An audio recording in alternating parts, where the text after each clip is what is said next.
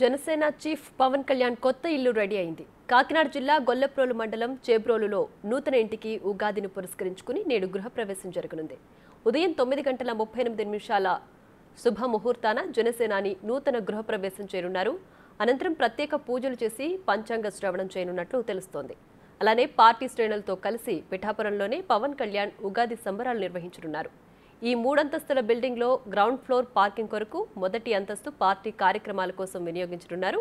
2, 3 ఫ్లోర్లు డూప్లెక్స్ తరహాలో నివాసానికి ఉపయోగించుకుంటారని చెప్తున్నారు.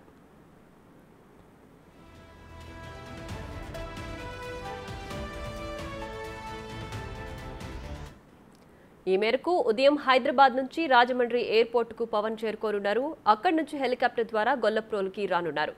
గృహప్రవేశం అనంతరం పిఠాపురం ముఖ్య నేతలతో పవన్ సమావేశం కానున్నారు. మధ్యాహ్నం 3 గంటలకు తిరిగి మంగళగిరికి వెళ్తారు.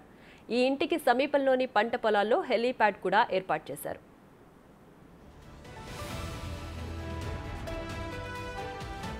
చేబ్రోలుకు చెందిన రైతు ఓదూరి నాగేశ్వరరావు ఈ భవనాన్ని నిర్మించారు. పార్టీ కార్యకలాపాల నిర్వహణ, వసతికి అనువుగా ఉండడంతో ఈ నివాసాన్ని పవన్ ఎంపిక చేసుకున్నారు.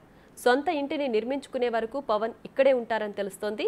ఓదూరి నాగేశ్వరరావు పవన్ అభిమాని కావడంతో ఈ ఇంటి కోసం ఎలాంటి అద్దె తీసుకోవడం లేదని, డాక్యుమెంటేషన్ కోసం కేవలం ₹1 స్వీకరిస్తానని సమాచారం అందుతోంది. పవన్ నిర్ణయంపై జన సైనికులు ఆనందం వ్యక్తం చేస్తున్నారు. మరింత సమాచారం మా ప్రతినిధి రాజేష్ అందిస్తారు. జనసేన అధినేత పవన్ కళ్యాణ్ పిఠాపురంలో ఒక ఇంటి వారు కాబోతున్నారు. ఉగాది పర్వదినాన్ని పురస్కరించుకుని ఈ రోజు ఆయన మరి కాసేపట్లో గృహప్రవేశం చేయబోతున్నారు. ఇక్కడే ఉన్నాం ప్రజెంట్ పిఠాపురం గొల్లపురంలోని ఆయన ఉండబోయే స్టే చేసిపోయే నివాసం ముందున్నాము. మొత్తం ఇది 4 అంతస్తుల బిల్డింగ్ ఉంది. దీంట్లో పవన్ కళ్యాణ్ నివాసం ఉండేందుకు, దాంతోపాటు పార్టీ సమావేశాలు, కార్యకర్తలతో మీటింగ్ పెట్టుకునేందుకు కూడా అవకాశం ఉంది. ప్రస్తుతం ఈ బిల్డింగ్ గురించి మనతో మాట్లాడేందుకు జనసేన సైనికులు వాళ్ళకి మరి తెలుసుకుని ప్రయత్నిద్దాం. ఏంటండి పవన్ కళ్యాణ్ గారు మొత్తం ఇచ్చిన మాట నిలబెట్టుకున్నారా? అప్పుడే ఇచ్చిన మాట నిలబెట్టుకోవడానికి ఆయన మాట ఇవ్వలేని కూడా చాలా నిలబెట్టుకున్నారు. సో ఇది ప్రజలకు ఎంత దగ్గరలో ఉంటాను అనే దానికి ఒక నిదర్శన. చాలామంది మేము ఎన్నికల్లో గెలిచిన తర్వాత ఇక్కడికి వచ్చి ఉంటాము అనేదానికి ఈయన నేను పిఠాపురం వాసు అవ్వాలి అంటే ప్రజలను ఓన్ చేసుకోవాలి అంటే ఫస్ట్ మనం వాళ్ళ దగ్గరలో అందుబాటులో ఉండాలి. కాబట్టి సో ఆయన అతి తక్కువ టైంలోనే ఇక్కడ ఉన్న ఒక భవనాన్ని కూడా ఆయన తీసుకోవడం జరిగింది. సో ఈరోజు గృహప్రవేశం సందర్భంగా మా కార్యకర్తలందరికీ కూడా చాలా ఆనందంగా ఉంది. మరీ ముఖ్యంగా పిఠాపురంలో పోటీ చేస్తున్న చాలామంది చూశారండి. ఇప్పుడు వేరే నియోజకవర్గంలో ఉన్న నాయకులకి ఇంకొక నియోజకవర్గంలో వాళ్ళకి అసెంబ్లీలో పోటీ చేసే స్థానం కల్పించడం, వాళ్ళు అక్కడ వర్కౌట్ చేసుకుని అన్నీ చూసుకొని అప్పుడు ఇక్కడికి వచ్చి సెటిల్ అవటం, అంటే గెలిచిన తర్వాత వచ్చి సెటిల్ అయ్యే నాయకులు చాలామంది ఉన్నారు. ఏదో టెంపరీగా అప్పటికప్పుడు ఏదో చిన్న చిన్న హౌసెస్ చూసుకుని ఆఫీసులు మెయింటైన్ చేస్తూ ఉన్నారు. కానీ పవన్ కళ్యాణ్ గారు మాత్రం ఇక్కడ ప్రజలకి నా పిఠాపురం అని చెప్పి ఎప్పుడైతే ఆయన సంబోధించారో దాన్ని ఓన్ చేసుకోవడం. బిల్డింగ్ గురించి చెప్పండి. మొత్తం 4 ఫ్లోర్లు ఉన్నాయి కదా, 4 ఫ్లోర్లు ఆయనకి ఏ రకమైన సౌకర్యాలు ఏర్పాటు చేశారు? ప్రజలకి టచ్ అవ్వడం కానీ, కార్యకర్తలతో మాట్లాడుకోవడం కానీ, భేటీలు పెట్టుకోవడం కానీ, అలా ఏ రకమైన సౌకర్యాలు ఆ బిల్డింగ్లో ఉన్నాయి? మీకు దీంట్లో బిల్డింగ్ సంబంధించి అంటే పవన్ కళ్యాణ్ గారు నివసించడానికి వీలుగా ఉండేలాగా ఒక ఫ్లోర్లోని, అలాగే కార్యకర్తల సమావేశాలకు సంబంధించిన ఒక ఫ్లోరు, అలాగే ఆఫీస్కి సంబంధించిన ఏర్పాట్లు మొత్తాన్ని చూసుకోవడానికి మొత్తం ఆయన ఈ బిల్డింగ్ నుంచే మొత్తం రాజకీయంగా ఉన్న కార్యకలాపాలన్నీ కూడా ఇక్కడ నడిపుకోవడానికి వీలుపడే విధంగా మొత్తం అన్నీ కూడా ఏర్పాట్లు చేసుకున్నారు. స్వచ్ఛందంగా కట్టుకున్నారు. ఆయన పవన్ కళ్యాణ్ మీద అభిమానంతో బిల్డింగ్ ఉచితంగా ఇచ్చారని చెప్తారు. ఎంతవరకు వస్తుంది అది మనకి తెలియదు కదండి. అంటే కార్యకర్తలుగా మనకేంటంటే పవన్ కళ్యాణ్ గారు గృహప్రవేశం ఆ హౌస్ ఇక్కడ తీసుకున్నారు. సో దీంట్లో గృహప్రవేశం ఈ రోజు అని చెప్పి కార్యకర్తలు అందరూ రావడం జరుగుతుంది. బట్ అంటే దాంట్లో వాళ్ళు ఫ్రీగా ఇచ్చారా లేకపోతే డబ్బులు ఇచ్చుకుని తీసుకుంటున్నారా ఏంటనేది మన వరకు తెలియని విషయం కదండి. అది పార్టీ అంతర్గత విషయాలు.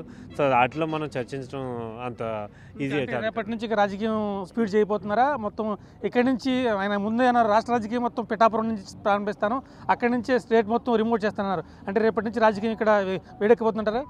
కంపల్సరీగా ఇప్పుడు మహర్షి అని చెప్తాను ఒక సినిమాలో చూడండి, ఎక్కడో ఆరిజిన్ కంపెనీ CEO ఎక్కడో అమెరికాలో ఉండే వ్యక్తి ఎలా అయితే ఒక పల్లెటూరులోకి వస్తే ప్రపంచ దేశాలు మొత్తం అన్నీ కూడా ఆ పల్లెటూరుకు చూసినాయో, అదేవిధంగా ఈరోజు పవన్ కళ్యాణ్ గారు ఇక్కడికి వచ్చి పోటీ చేయడం వల్ల ప్రపంచంలో ఉన్న ప్రతి ఒక్కరికి కూడా పిఠాపురం అనేది ఒక స్పెషల్ ఐకాన్ మార్క్ కింద నిలబడింది.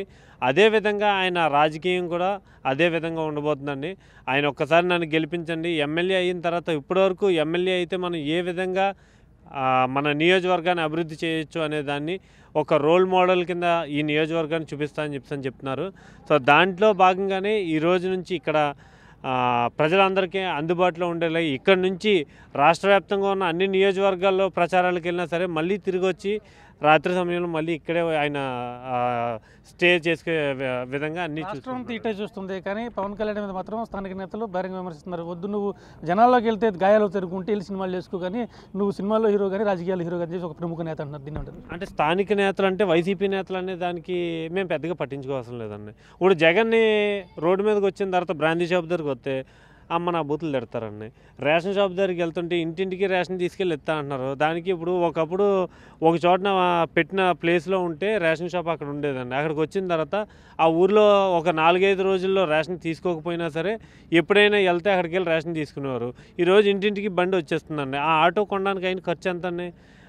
దానికి సంబంధించిన ఆ డ్రైవర్ని మెయింటైన్ చేయడానికి దీనికి సంబంధించిన మెయింటెనెన్స్ అంతా అయ్యేది ఎంతండి? ఒక షాప్ తీసుకుంటే మహా అయితే పల్లెటూరులో ఒక 2,000 అండి, టౌన్లో అయితే ఒక 6,000 అండి. కానీ ఈరోజు ఒక ఆటో పెట్టుకుంటే దాన్ని నడపడానికి రోజు డీజిల్ కొట్టి సైరన్ కొట్టి ఇంటింటికి వచ్చిన తర్వాత 2 రోజులు మించి ఒక రోజు ఆ లైన్లో వెళ్ళిన తర్వాత నేను పొరపాటు మేము ఏదైనా ఊర్లో లేకుండా ఉన్న స్థితిలో మళ్ళీ వచ్చి అడిగితే మీది అయిపోయిందండి, ఆ స్ట్రీట్లో అయిపోయిందండి, మీకు ఇవ్వండి అంటున్నారు. ఇదంతా ఎక్కడ పోతుందండి? మొత్తం ప్రజల వద్దగా పాలన పంచం ఇంటింటికి ప్రవేశపెట్టిన సంక్షేమ పథకాలే మా పార్టీకి శ్రీరామ రక్ష అన్నారు. మీరేమో ఆ కార్యక్రమాలను ఆరోపణలు చేస్తున్నారు. ఎలా చూడాలి? అంటే శ్రీరామ రక్ష అని చెప్పని వాళ్ళు చెప్తున్నారండి. ఇంకొకసారి గెలిపించారంటే ఇంటింటికి మందు బాటిల్ కూడా తీసుకొచ్చేస్తారండి. అంటే గోల్డ్ మెడల్ స్పెషల్ స్టేటస్లో అలాగే ఈసారి ఇంటింటికి తీసుకొచ్చి ఒక బాటిల్ కూడా ఇచ్చేస్తారండి. ఇంకా అంటే ఇప్పుడు వెళ్ళి షాపులకి వెళ్ళి కొనుక్కోవడానికంటే డబ్బులు ఎలాగ డిజిటల్ చేయరు కదండి. సో దాని గురించి ఇంటింటికి తీసుకొచ్చి బ్రాందీ బాటిల్ కూడా ఇచ్చేస్తే అది బాగుంటుందండి. ఇంక ఈసారి అది ఒకటే తప్పించి అంటే ఇప్పుడు ఇంకొక ఏం చేస్తారంటే కొత్తగా ఇంకొక శాఖ పెడతారండి. అంటే వ్యభిచార శాఖను ఒకటి పెట్టి ఈ మంత్రులు ఎవరైతే ఉన్నారో కొంతమంది వాళ్ళందరినీ అత్యుత్సాహవంతులు అండి.